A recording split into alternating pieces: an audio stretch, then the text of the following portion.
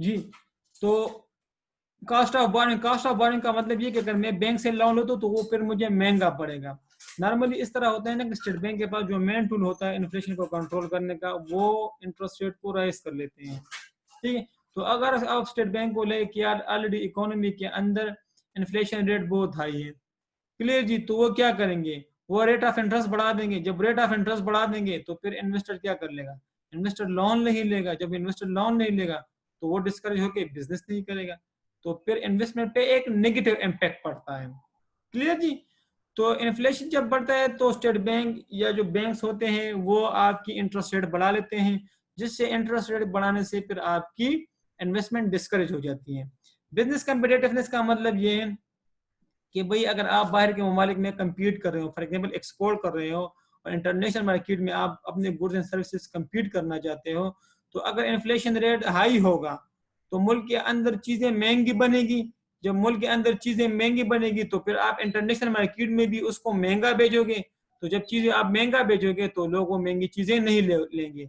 तो इन्फ्लेशन का दूसरा इम्पेक्ट आपके इंटरनेशनल ट्रेड पे भी पड़ता है। जब आप बाहर चीज़ें बेचते हो ना तो इसको कहते हैं इंटरनेशनल ट्रेड, ठीक है ना। तो फिर जब आप महंगी चीजें बेचोगे तो लोग वो चीजें फिर आपसे नहीं लेंगे, क्योंकि वो चीजें ऑलरेडी महंगी हो चुकी है। बिजनेस अनसर्टेनिटी का मतलब ये कि अगर इन्फ्लेशन का रेट मुसलसल के साथ बढ़ रहा हो तो इन्वेस्टर डिस्करेज होता है और वो फिर डिसीजन नहीं लेता कि मैं इन्वेस्टमेंट कर लूँ कि ना कर लूँ। तो अब आप अपने अपने पॉइंट्स पूछ लो, शाबाश।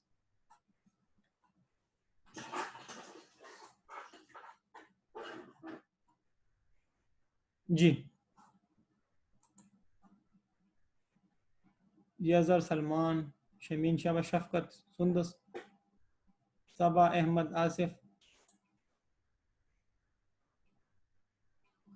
तो इस तरह के पॉइंट्स होते हैं, तो आप देख सकते हो कि इन्फ्लेशन के कितने नुकसान हैं। तो अगर आप लोगों के साथ बात भी कर सकते हो कि सर इन्फ्लेशन से ये मसले हो सकते हैं। शाबाश, पूछे, शाबाश।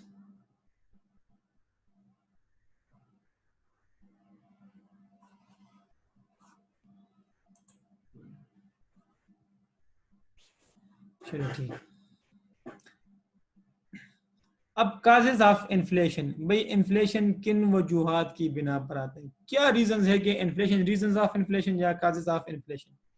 एक होता है कास्ट पुश इन्फ्लेशन और एक होता है डिमांड पुल इन्फ्लेशन। तो कास्ट पुश इन्फ्लेशन के अपने वजूहात हैं और इसको ठीक किस तरह करना है, और डिमांड पुल इन्फ्लेशन के अपने वजूहात है और उसको किस तरह ठीक करना है।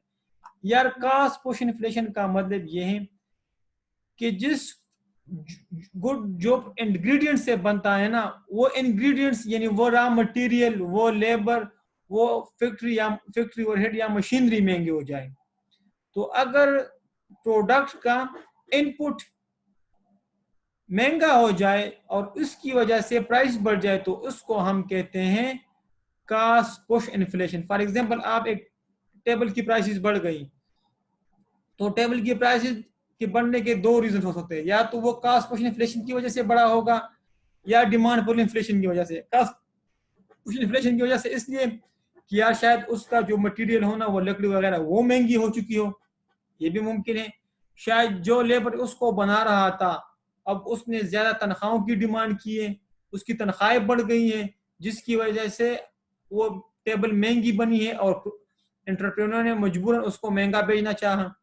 तो अगर इंग्रेडिएंट्स की वजह से जो प्रोडक्ट जिस इंग्रेडिएंट से बन रहा है, वो इंग्रेडिएंट्स, वो इनपुट्स, वो मटेरियल ही महंगे हो जाए, तो इस इन्फ्लेशन को हम कहते हैं कास्ट पुश इन्फ्लेशन। यार नाम से जाहिर है कास्ट ने पुश किया इन्फ्लेशन को, ठीक है ना। तो कास्ट पुश इन्फ्लेशन का मतलब है कि वो इंग्रेडिएंट्स जिससे ये प्रोडक्ट बन रहा हो, ये प्रोडक्ट इसलिए महंगा हुआ कि उसके इंग्रेडिएंट्स महंगे थे। लेबर महंगा मिला एंटरप्रेन्योर को, लेबर महंगा मिला, आपका लेबर महंगा, मटेरियल महंगा मिला, जो मशीनरी पर वो बन रहा था वो उसको महंगा मिला। तो इस तरह की इन्फ्लेशन को हम कहते हैं कास्ट पुश इन्फ्लेशन। ये आप देखें, डिमांड कांस्टेंट रही, लेकिन क्योंकि एंटरप्रेन्योर को लेबर, मटेरियल, मशीनरी वगैरह महंगी मिल रही थी, तो अब वो प्रोडक्ट कम करेगा।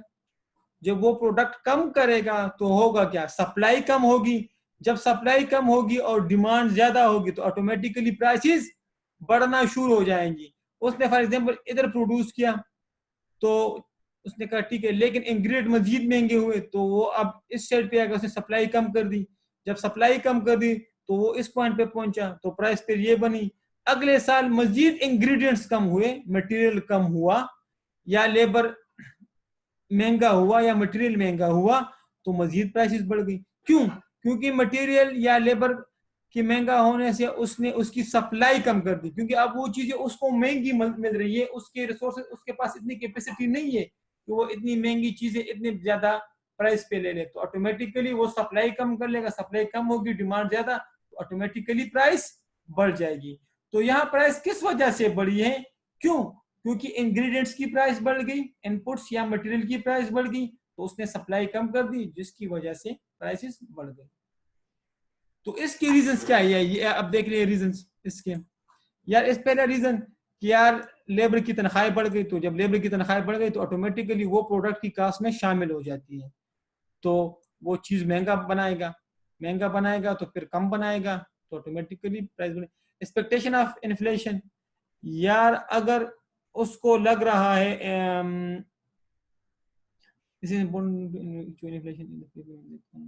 अच्छा अच्छा, अब अगर लेबर को लग रहा है कि यार इकोनॉमी के अंदर इन्फ्लेशन बढ़ेगा, तो वो आज फिर डिमांड कर लेगा कि हमारी तनख्वाहें बढ़ा दो, और जिस तरह हमने ऊपर पढ़ा वेज पे इन्फ्लेशन, ठीक है, तो वो क्या कर लेगा कि अगर लेबर को लग रहा है और लेबर कॉम्पिटेंट लेबर हो कि यार फ्यूचर में इन्फ्लेशन बढ़ेगा और हमारी रियल वेजेस गिर जाएगी, हमारी परचेजिंग गिर जाएगी, तो वो आज डिमांड कर लेगा किससे? प्रोड्यूसर से, कि यार हमारी तनख्वाहें आज बढ़ा दो वरना हम काम नहीं करेंगे। तो अगर लेबर इतना स्किलफुल हो और एंटरप्रेन्योर उसको लूज नहीं करना चाहता, तो वो उसकी तनख्वाहें बढ़ा देगा, जिसकी वजह से वो फिर प्रोडक्ट कम बनाएगा और इन्फ्लेशन बढ़ जाएगा। कंपोनेंट ऑफ कास्ट या वो रहा मटेरियल ही महंगा हो जाए, ठीक है ना। हाई इनडायरेक्ट टैक्सेस, या इनडायरेक्ट टैक्सेस की वजह से भी इन्फ्लेशन आता है। फॉर एग्जाम्पल, एक चीज 100 रुपए में बन रहा हो और पहले इनडायरेक्ट टैक्स, मैंने आपसे कहा था ना, इनडायरेक्ट टैक्स तो समझते हैं ना, इनडायरेक्ट टैक्सेस कि वो प्रोडक्ट की प्राइस में शामिल होता है। तो अगर फॉर एग्जांपल पहले 10% टैक्स था इनडायरेक्ट, तो प्राइस 110 थी, क्लियर जी। लेकिन अगर फॉर एग्जांपल प्रोड्यूसर उतना ही बनाता है 100 रुपए पे, लेकिन इनडायरेक्ट टैक्स फॉर एग्जांपल 17 पे पहुंच गया, तो अब वो प्रोडक्ट 117 पे बेचेगा, तो ऑटोमेटिकली क्या हो जाएगा, ऑटोमेटिकली प्राइस बढ़ जाएगी।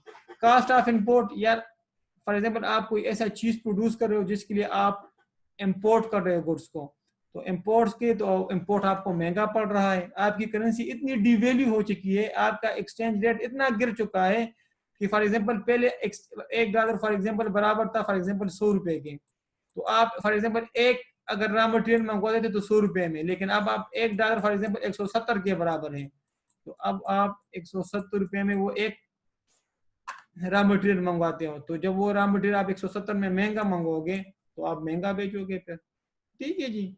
तो इन नटशेल के कास्ट पुश इन्फ्लेशन, जब इंग्रेडिएंट्स ऑफ गुड्स या मटेरियल या लेबर ऑफ गुड्स की प्राइसेस बढ़ जाए तो ऑटोमेटिकली उसकी प्राइसेस बढ़ेगी जी। इसमें कोई कंफ्यूजन?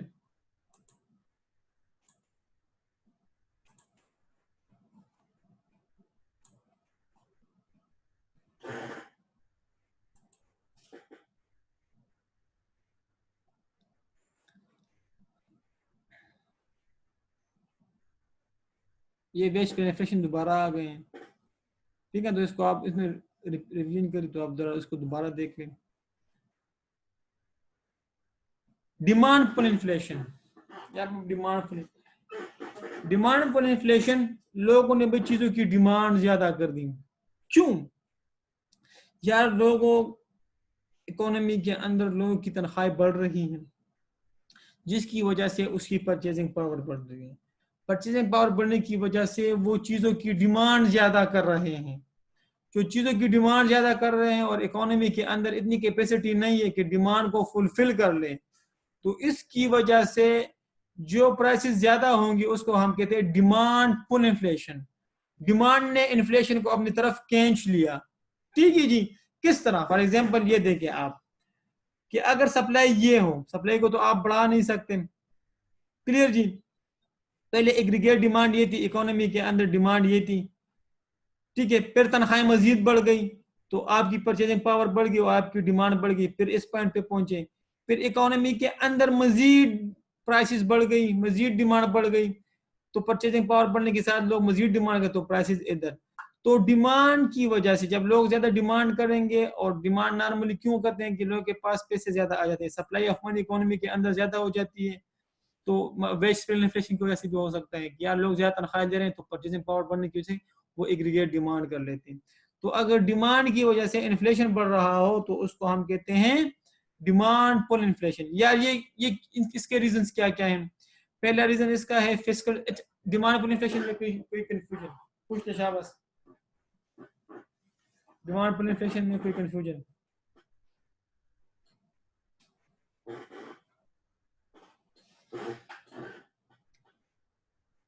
ठीक है जी। इसके रीजंस क्या है यार? Fiscal stimulus. फिस्कल स्टिमुलस ये टर्मिनोलॉजी मेरे ख्याल से आप पहले उधर उसमें देख भी चुके हो, लिक्विडिटी ट्रेड में। फिस्कल स्टिमुलस ये होते हैं कि यार हुकूमत ने ना नए नए प्रोजेक्ट्स लगा लिए, नए नए प्रोजेक्ट्स लगाने की वजह से हुकूमत ने इन्वेस्टमेंट करना चाहिए। इन्वेस्टमेंट करने से लोगों को रोजगार मिला, और रोजगार की वजह से उसको तनख्वाह मिली या तनख्वाहें बढ़ गई।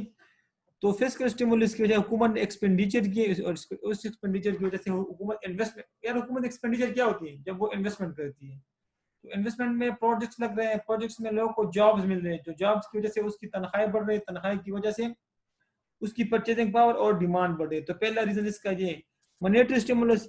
यार स्टेट बैंक ने ना इंटरेस्ट रेट गिरा दिया और लोगों से कहा कि आप आके पैसे ले लो और स्पेंड कर लो, चाहे इन्वेस्टमेंट कर लो। अगर इन्वेस्टमेंट करते हैं लोग, लो इंटरेस्ट रेट पे पैसे लेकर इन्वेस्टमेंट करते हैं, तो तब भी लोगों को जॉब्स मिलेगी और उसकी परचेसिंग पावर बढ़ेगी। या अगर लोग लो इंटरेस्ट रेट पे पैसे लेकर खर्च करेंगे, तो तब भी अगर वो उसने फॉर एग्जांपल एक बंदा है, उसने लिए पैसे लो इंटरेस्ट रेट पे, हो जाके आगे इन्वेस्टमेंट की, और उस इन्वेस्टमेंट से क्या हुआ कि लोगों को जॉब्स मिल रही थी और लोगों की परचेसिंग पावर बढ़ रही थी। दूसरा ये कि उसी एक दूसरे बंदे ने लोन लिया और उसने आगे जाके इन्वेस्टमेंट नहीं की, बल्कि आयाशी कर ली, खर्च कर रहा था। तो दोनों सिचुएशन में, चाहे इन्वेस्टमेंट की शक्ल में या चाहे एक्सपेंडिचर की शक्ल में, दोनों शक्ल में, जिस शक्ल में भी वो लोन लेगा बैंक से और खर्च करेगा, तो इकोनॉमी के अंदर उसकी परचेजिंग पावर बढ़ेगी और वो एग्रीगेट डिमांड ज्यादा करेगा। डिप्रिसिएशन ऑफ एक्सचेंज रेट का मतलब ये है कि यार जब आपकी करेंसी डिवेल्यू हो जाती है ना, तो इसका तो नुकसान तो ये है कि आपकी इंटरनेशनल मार्केट में आप थोड़े से आपकी वैल्यू खराब होती है। लेकिन फायदा ये कि एक्सचेंज रेट की डिप्रिसिएशन से आपके एक्सपोर्ट जो होते हैं ना, वो सस्ते हो जाते हैं। फिर आप फॉर एग्जांपल आप कम रेट पे भी बाय इंटरनेशनल मार्केट में गुड्स को बेच सकते हैं और आपके एक्सपोर्ट महंगे सस्ते हो जाते हैं, क्लियर जी। और आपके इंपोर्ट महंगे हो जाते हैं। तो जब एक्सपोर्ट सस्ते होंगे तो फिर आप एक्सपोर्ट की तरफ ज्यादा ध्यान दोगे, मतलब मुल्क के बाहर ज्यादा चीजें बेचोगे। जब ज्यादा बेचोगे तो एक डोमेस्टिक कंट्री में, एक इकोनॉमी के अंदर फिर सप्लाई कम होगी, क्योंकि आप तो चीजें ज्यादा बाहर बेच रहे हो ना, आप एक्सपोर्ट ज्यादा कर रहे हो, जबकि local supply within the country आप सप्लाई कम कर रहे हो। तो जब लोकल सप्लाई कम होगी, within the country supply कम होगी, तो डिमांड ज्यादा होगी, तो ऑटोमेटिकली प्राइसेस बढ़ना शुरू हो जाएंगी। क्यों? क्योंकि आप एक्सपोर्ट ज्यादा कर रहे हो, आप इन कंट्री सप्लाई नहीं कर रहे हो, आप out of the country supply ज्यादा कर रहे हो। तो इन कंट्री में सप्लाई कम और डिमांड ज्यादा होगी, जिसकी वजह से प्राइसेस बढ़ जाएगी। Fast growth in other countries. यार अगर दूसरे मुल्कों में ग्रोथ हो रही है ना, क्लियर, और आपके अपने इकोनॉमी के अंदर प्रोडक्शन नहीं हो रही है, तो लोग एग्रीगेट डिमांड ज्यादा करेंगे, और प्रोडक्शन नहीं हो तो ऑटोमेटिकली सप्लाई कम और डिमांड ज्यादा, तो प्राइसेस बढ़ना शुरू हो जाएंगे। तो जरा आप ये भी पढ़ लो जी।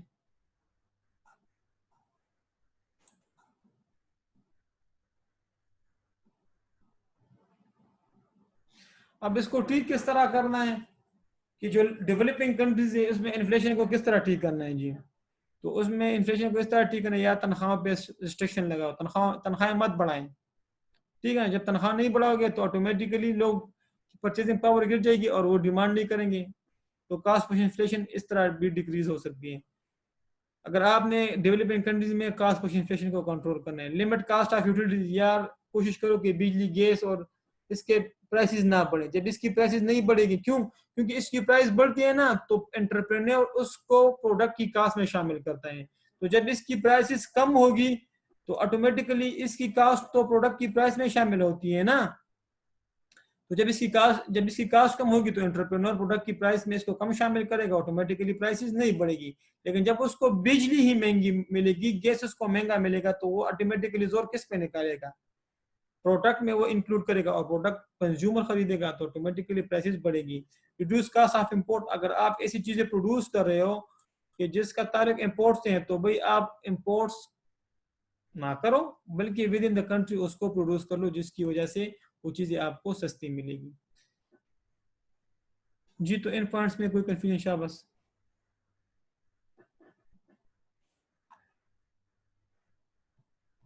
या इसका जो है ना टैक्सेस बढ़ा दो, टैक्सेस ठीक है ना, raise interest rate, sorry interest rate बढ़ा दो। इंटरेस्ट रेट बढ़ाओगे तो लोग इन्वेस्टमेंट के लिए पैसे नहीं लेंगे, या लोग खर्चे के लिए पैसे नहीं लेंगे, लोन वगैरह नहीं लेंगे, तो ऑटोमेटिकली उसका खर्चा कम होगा और ऑटोमेटिकली ये डिमांड पर इन्फ्लेशन को कंट्रोल करना इस तरह है। ठीक है जी, ये क्वेश्चन कास्ट पुश इन्फ्लेशन को कंट्रोल करना इस तरह था डेवलपिंग कंट्रीज में।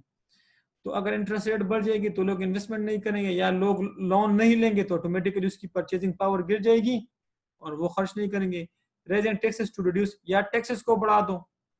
तो जब आप टैक्सेस बढ़ाओगे, इनकम टैक्स बढ़ाओगे, तो उसके पास डिस्पोजेबल इनकम कम जाएगी। फॉर एग्जांपल इनकम टैक्स आप बढ़ा दो, फॉर एग्जांपल एक बंदी की इनकम 100 रुपए, उस पर आप टैक्स नहीं लगाते तो वो 100 का 100 रुपया खर्च करेगा। लेकिन जब आप टैक्स बढ़ाओगे और उसकी इनकम 100 रुपए है, तो आप फॉर एग्जांपल 10 रुपए लगा दो उस पर टैक्स, तो वो फिर 90 खर्च करेगा। जब वो कम खर्च करेगा, उसकी परचेजिंग पावर कम होगी, तो वो डिमांड कम करेगा, ऑटोमेटिकली प्राइसेस नहीं बढ़ेंगे। रिड्यूस सप्लाई ऑफ मनी, यार इकोनॉमी के अंदर सप्लाई ऑफ मनी को रोक दो, मतलब सेविंग एटीट्यूड ज्यादा कर दो लोगों के अंदर। ठीक है, लोग चीजों को लोग प्राइसेस, सप्लाई को एक एक मैंने आपसे कहा ना कि सप्लाई ऑफ मनी क्या होती है कि एक हाथ से दूसरे हाथ में ये पैसे कितनी दफा ट्रांसफर होते हैं। तो जब सप्लाई ऑफ मनी कम होगी, इन अदर वर्ड्स के लोगों के पास पैसे कम हो गए, तो ऑटोमेटिकली वो डिमांड नहीं करेंगे। तो आज के लिए यही काफी, इंशाल्लाह कल इन्फ्लेशन अनएम्प्लॉयमेंट पढ़ेंगे। जी, अब आप पूछे शाबाश। अब 3-4 मिनट है आप लोगों के पास, आप पूछे शाबाश।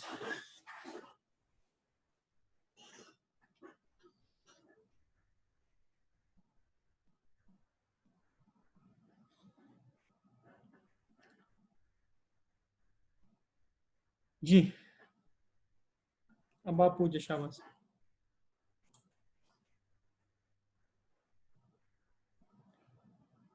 ठीक है, तो ये एरिया बहुत इंपॉर्टेंट है जी। कई शहर में हम कहेंगे इन्फ्लेशन और अनएम्प्लॉयमेंट, तो पहले अनएम्प्लॉयमेंट पढ़ेंगे कि यार अनएम्प्लॉयमेंट क्या होती है, और फिर इसमें हम फिलिप्स का पढ़ेंगे। यार इनकम टैक्स ही मैं बात करूं सलमान, अगर टैक्सेस ज्यादा हो जाएंगे ना फॉर एग्जांपल, तो आपकी डिस्पोजेबल इनकम कम हो जाएगी ना। फॉर एग्जांपल अगर पहले आपके पास 100 रुपये आपकी इनकम थी और कोई टैक्स फॉर एग्जांपल हम जीरो टैक्स था, तो आप 100 के 100 खर्च करते हैं, आपकी डिस्पोजेबल इनकम 100 थी ना, क्लियर? तो आप 100 के 100 खर्च करते, आपकी डिमांड ज्यादा करते हैं क्योंकि आपके पास 100 है। लेकिन अगर आपकी इनकम 100 ही है लेकिन हुकूमत ने 20 रुपए का टैक्स लगा लिया, तो अब आपके पास 80, ठीक है 80 रुपए, तो अब आपकी डिस्पोजेबल इनकम गिर गई ना, तो अब आप डिमांड 80 रुपए की करोगे बजाय 100 रुपए के। तो ऑटोमेटिकली जब आपकी डिस्पोजेबल इनकम गिरेगी तो आपकी एग्रीगेट डिमांड गिरेगी, ऑटोमेटिकली आपकी जो डिमांड पर इन्फ्लेशन है वो गिर जाएगी। क्लियर है सलमान? इसी तरह अगर आप मजीद टैक्स लगा रहे तो फॉर एग्जाम्पल आप कहते हैं यार 40 लगा लो, तो फिर आप 60 रुपए बच जाएंगे आपके पास, आप 60 रुपये आप खर्च करोगे, 60 रुपये घर ले जाओगे, ये 40 रुपये तो बिहार में चले जाएंगे ना। ना ना ना, इनडायरेक्ट टैक्स नहीं, इनडायरेक्ट डिस्पोजेबल इनकम का ताल्लुक उसके साथ होता है, वो तो कास्ट पुश इन्फ्लेशन को वो उसको तो। ठीक है जी, तो कोई और सवाल? इंशाल्लाह कल क्लास लेंगे, इस चैप्टर को वाइंड अप करते हैं और फिर क्लियर जी, तो अल्लाह हाफिज।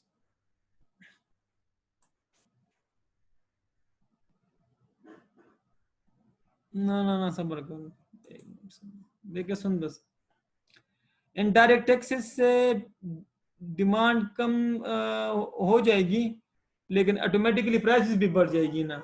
तो इनडायरेक्ट टैक्सेस से डिमांड कम नहीं होगी बल्कि प्राइसेस बढ़ जाएगी। ठीक है ना सुंदर।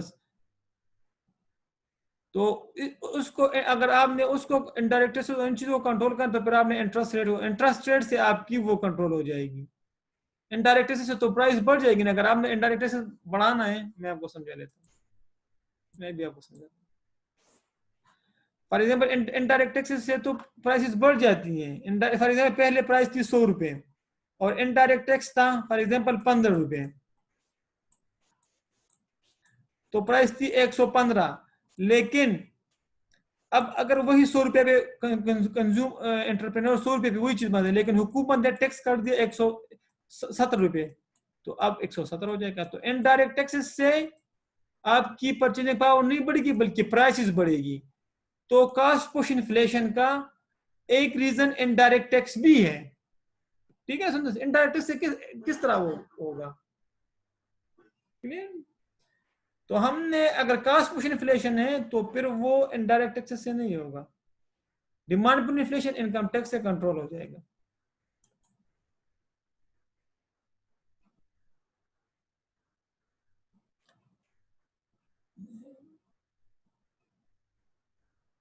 देखो ये रीजन में आ जाता है, ये देखे आप।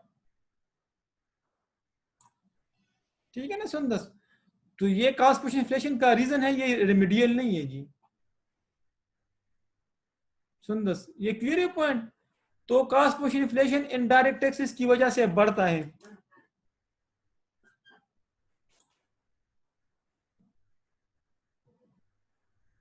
डिमांड पुल में तो किस तरह उसको डिमांड पुल तो देखो डिमांड पुल का मतलब क्या है कि आपने उसकी एग्रीगेट डिमांड को रिड्यूस करना है। तो अगर आप ऐसी चीजें ले रही हैं कि जिसका फॉर एग्जाम्पल आपकी बात भी चलो मैं मान लेता हूँ, लेकिन वो लग्जरियस या कंफर्ट गुड्स में होगा। अगर एक गुड नेसेसिटीज है और हुकूमत ने उसकी प्राइसेस बढ़ा दी, इस तरह के चलो सिगरेट वगैरह पे हुकूमत ज्यादा इनडायरेक्ट टैक्सेस लगा लेगी तो हुकूमत लोग कंज्यूमर वो चीज नहीं लेंगे। लेकिन अगर एक गुड नेसेसिटीज है मसलन ब्रेड्स वगैरह पे या शुगर वगैरह पे, ठीक है ना, उस पर टैक्स लगे तो वो तो मजबूर मुझे फिर लेना पड़ेगा ना। अगर आप कुछ स्पेसिफिक गुड्स की बात करें कि उस पर इनडायरेक्ट टैक्स लगेगा वो चीज महंगी हो जाएगी तो लोग वो नहीं लेंगे, तो वो तो ठीक है, मतलब प्राइस इलास्टिक गुड्स पे तो बात सही है। लेकिन जहां गुड्स प्राइस इन इलास्टिक होगी, अगर उसकी प्राइस बढ़ेगी भी तब भी प्रोड्यूसर लेंगे तो फिर तो फायदा नहीं हुआ। समझिए ना, सुन मेरी बात।